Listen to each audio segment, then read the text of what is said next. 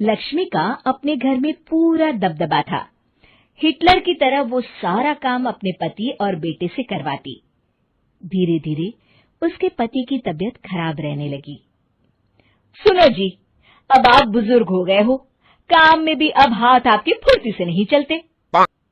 अरे भाग्यवान, भगवान से डर।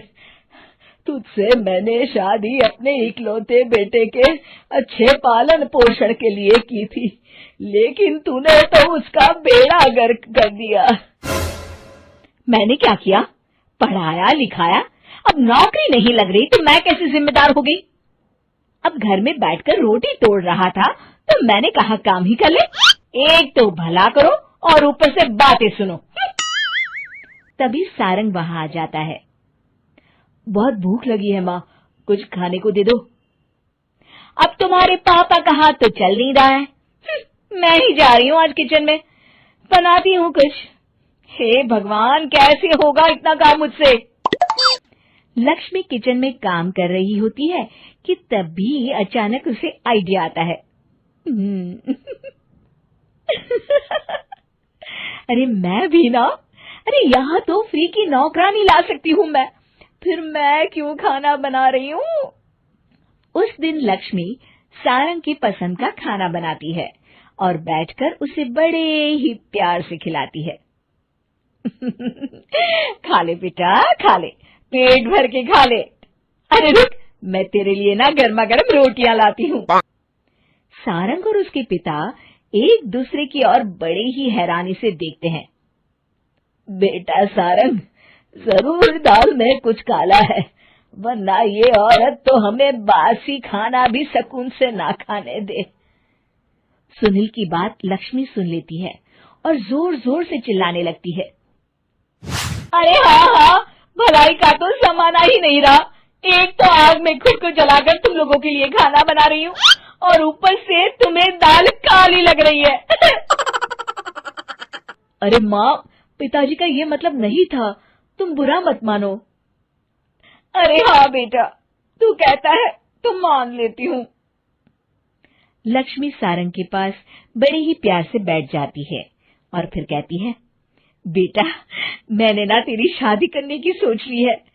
अब तेरे पिताजी के हाथ भी नहीं चलते, तो सोच रही हूँ तेरे लिए बीवी ले आऊं।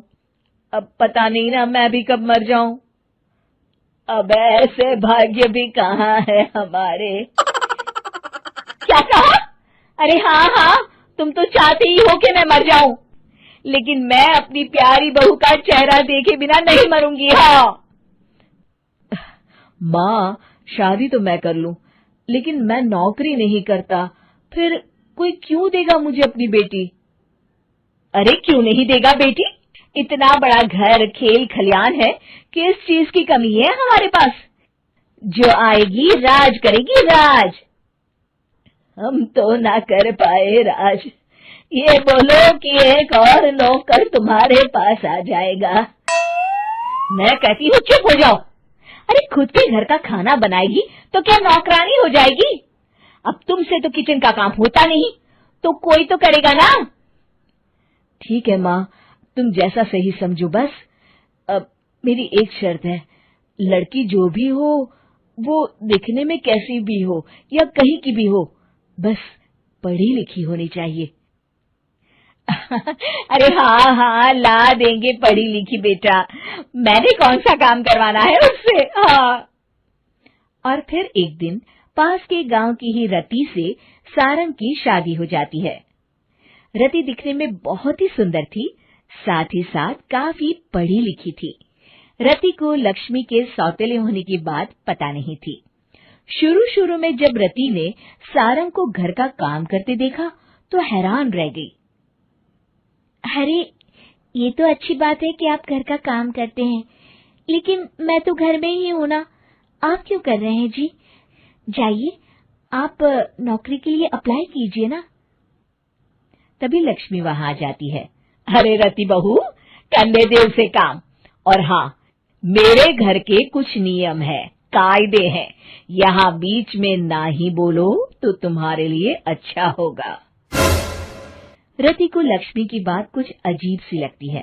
वो समझ नहीं पाती है कि वो ऐसा व्यवहार क्यों कर रही है, लेकिन उसे लक्ष्मी के सौतेले होने के बारे में कुछ पता नहीं चलता है। फिर एक दिन तो हद ही हो जाती है।